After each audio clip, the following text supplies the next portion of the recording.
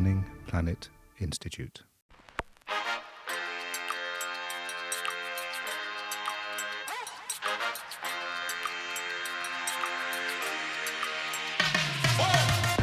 Welcome everyone to R&D Unplugged, a podcast from the Learning Planet Institute.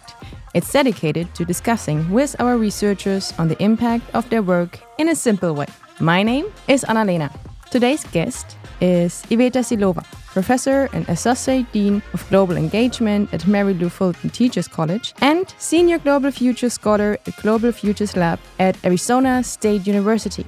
Her research is focusing on globalization and policy transfer in education, public policy initiatives addressing social inequalities in public education, as well as education and environmental sustainability, among many others. Welcome, Iveta. We are so happy to having you here today. Thank you so much, Anna-Lena, and colleagues at the Learning Planet Institute for having me here. I'm thrilled to be here. It's our honor. When I went through your research focus, it's amazing how many different aspects you're tackling. So maybe let me ask you a less conventional question first. If your research had a theme song, all these many shapes I saw, what would it be and why? That's a great question. And I'm glad that I had a little bit of time to think about it beforehand. And it's really hard to choose one theme song. And I wanted to start with one that I think is really central to my research. And it's the song by the Pink Floyd, Another Brick in the Wall. We don't need no education. I think it captures part of my research, right? Because part of my research is focused on critiquing the current dominant structures in education and pushing for thinking beyond what we have and engaging others and myself in thinking about the alternatives. And on this note, well, kind of speaking metaphorically and physically, there's, of course, many other songs that are dealing with imagination, right? And probably one of my all-time favorite is John Lennon's Imagine. And I grew up with this song, and I think it also is a really nice reminder that there is so much around us that inspires imagination.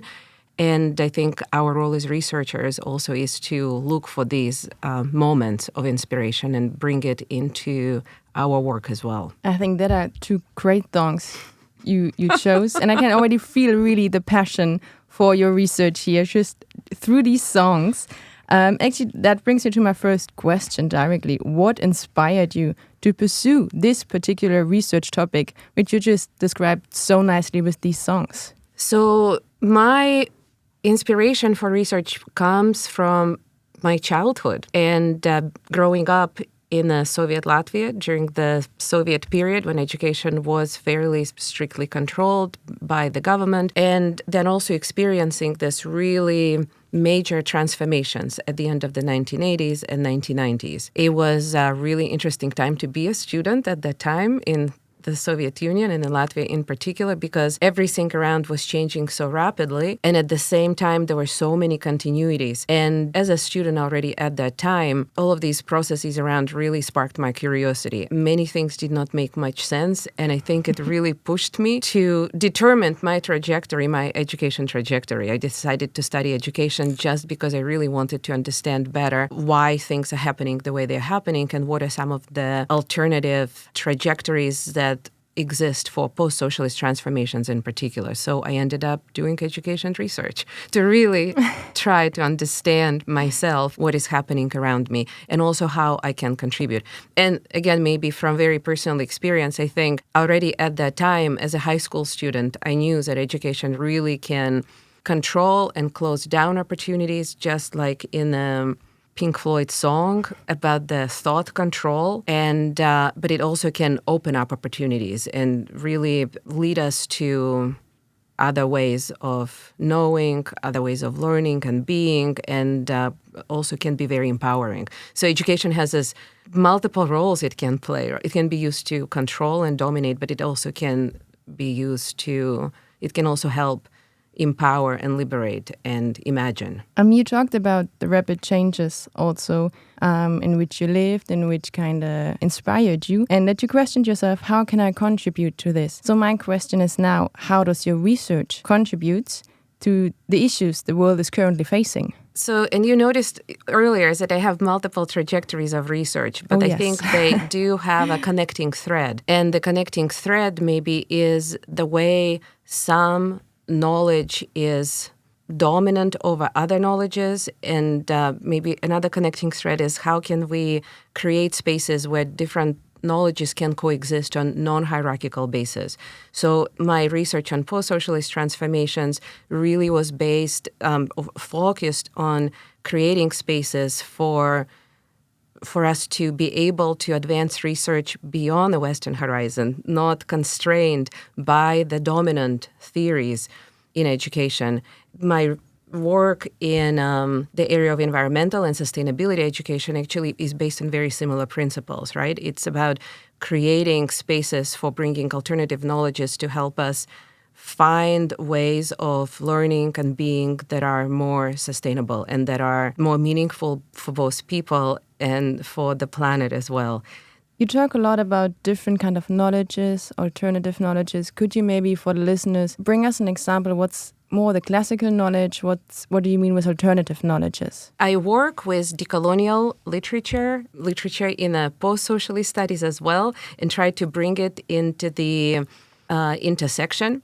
And in the decolonial scholarship, we talk very much about the dominance of Western modern knowledge that is really linked also to coloniality. So modernity and coloniality as basically being two sides of the same coin.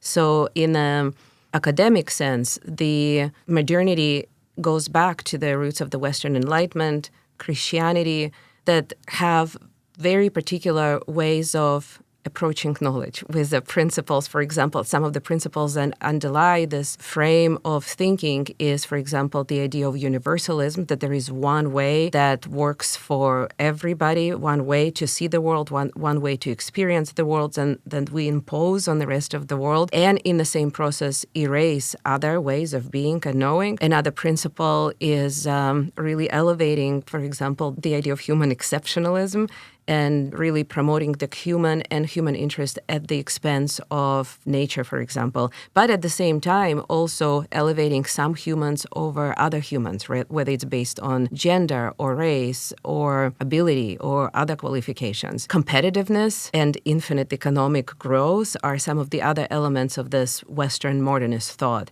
In the decolonial scholarship, the focus is not only on critiquing this dominant way of thinking and being, but also creating alternative spaces that look beyond it, that actually create the space for bringing other alternative knowledges into the conversation, marginalized knowledges. And there are so many people that work to work in these spaces, right? From indigenous knowledges to ecofeminist thought to non-Western knowledge tradition, whether it's Buddhism or Taoism or other ways of thinking that usually are not part of education policy discourses. Yeah, not at all. This is true. No, for me, that sounds amazing. It sounds really like including all different cultures, all different views, respecting also the different thoughts, the different identities, and also the planet, because you mentioned the nature. I think this is also really important that we don't forget our own planet,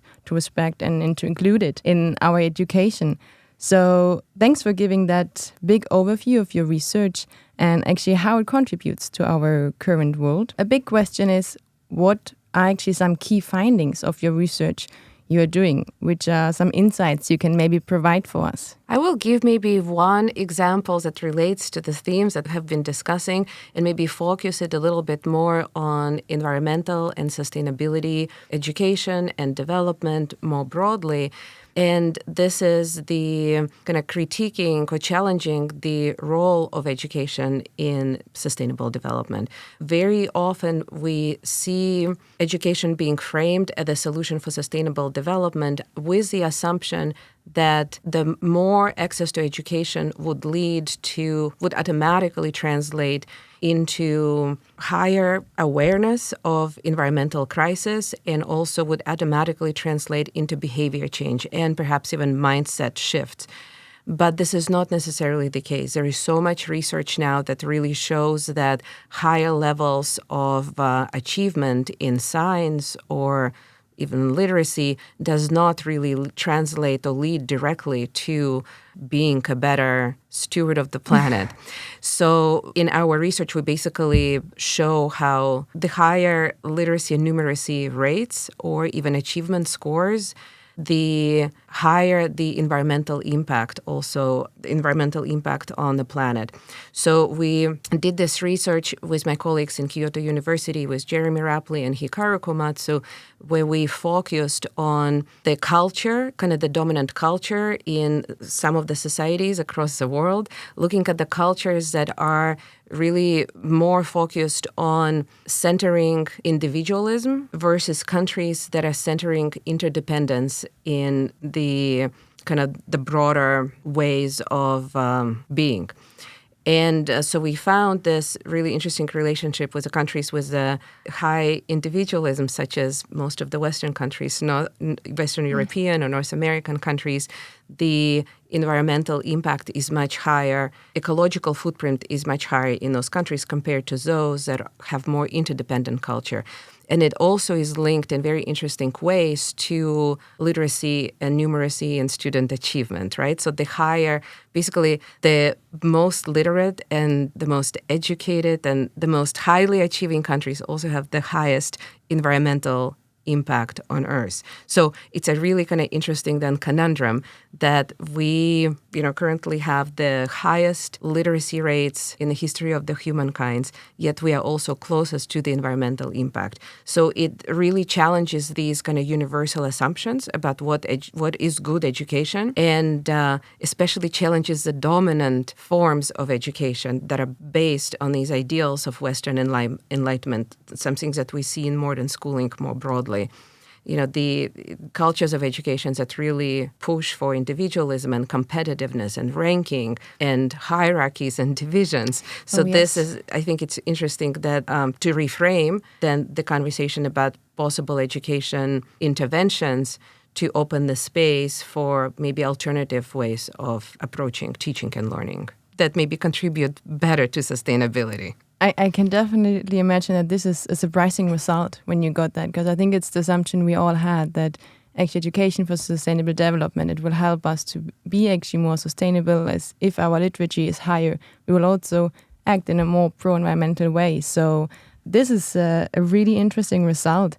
But then now, how does that actually translate to real life? What do you think, how could you make now the bridge between that research and real life? Which implications does that have for education? What does it mean now? And maybe do you have any anecdote or story where your research directly impacted or changed someone's life directly? Very interesting. And a hard question, too. I think one of the efforts collectively that we are trying to push forward with many of my colleagues is to bring into focus and into the policy dialogue some of these alternative ways of approaching education, alternative pedagogical practices, curriculum approaches, even maybe administrative ways of working in the school. Because so many of these alternatives already exist, but they are not necessarily visible, or they are not definitely part of the policy dialogue.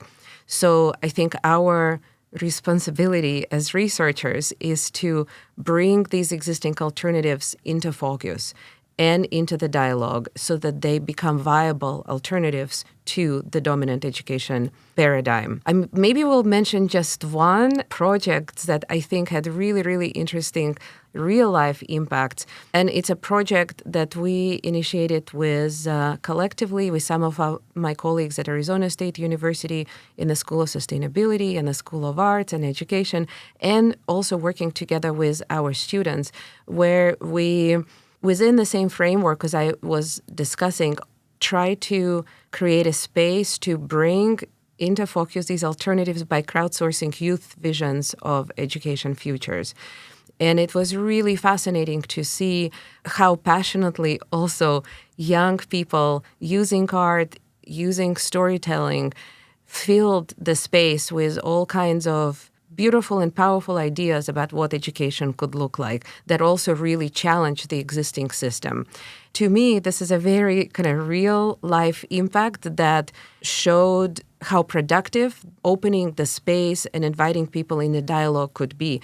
And so maybe another impact was that we were able to bring then these visions of youth, these youth visions of education futures in dialogue with policymakers by creating pop-up exhibits in the spaces where policymakers have debates, or by directly speaking to policymakers, at various public events. But especially using art. And I have seen myself in a couple of occasions where policymakers, when students would set up these pop-up exhibits with either artwork or some of the kind of slogans on the big posters, I have seen myself how policymakers actually would pick up some of the words or would refer to the images that are in front of them in their speeches, right? So it was a really interesting example of how even without maybe very purposefully lobbying, just bringing into space these alternative visions and ideas is almost immediately picked up by the policymakers themselves. So it's an interesting way, I think, to see an experiment with influencing and impacting policy as well in maybe ways that are not very traditional or usual, but maybe are equally powerful. I think this sounds amazing, just opening the conversation directly between the youth and the policymakers. I think this is extremely important. We have to listen to the voices of the young people. What do they need for their future? What are their ideas for the future education? So I think this sounds for me like a great opportunity to do so. And actually, it also leads me directly to my last, but maybe a bit tricky also question. Let's pretend I'm 20 years old and I want to change the world for the better. I think should be the goal of all of us. Why should I engage in research? And why in particular should I choose your research topic? Thank you. And you know what? You did not ask for it, but I do have another theme song for this question. And to me, right away, Michael Jackson's songs, A Man in the Mirror, comes to mind. Because when we want to change the world, maybe the first thing we need to do is to ask, how do we need to change ourselves? Because the problem is that the problem with this human-centeredness is that we always think that we have the best solutions for the world, but we never really question or rarely question who we are as human beings and how do we need to change who we are in order to relate more meaningfully to other people, other species, and the planet. So maybe thinking about ourselves first and foremost before trying to change others or trying to change the world is really critical. But research, I think, is such a powerful way of trying to understand what is around us and to understand ourselves in this world. And I think it's a really powerful avenue for kind of reorienting ourselves in a way that is more sustainable for the people on the planet. Thank you. I think we got a great insight into your thoughts, into your research, and also a great message to the youth outside to get active in research. And through activities like pop-up exhibitions to actually get in a conversation with policymakers. I think this is an important step to go to bring these directly together, not just talk over the heads of our youth, but just, let's include them directly, let them speak for themselves. Thank you, Iveta, for these insights. I would say that's a wrap for today's episode of the R&D Unplugged podcast. I'm Annalena, I'm your host, and a huge thank you again to our guest, Iveta Silova, for sharing her valuable insights and expertise with us. Thank you so much, Annalena, and thank you to all of the colleagues at LPI who are doing such an amazing work. Thank you. Thank you so much for that. R&D Unplugged is a Learning Planet Institute podcast. This episode was produced by Annalena Neurohr and Shahab Nastar and recorded and edited by Jean-Marc Zauvin. Don't forget to subscribe to our podcast so you never miss an episode. And you can find all of our podcasts on our website at learningplanetinstitute.org/podcasts. So thanks you for listening again, and we will catch you next time. Learning Planet Institute.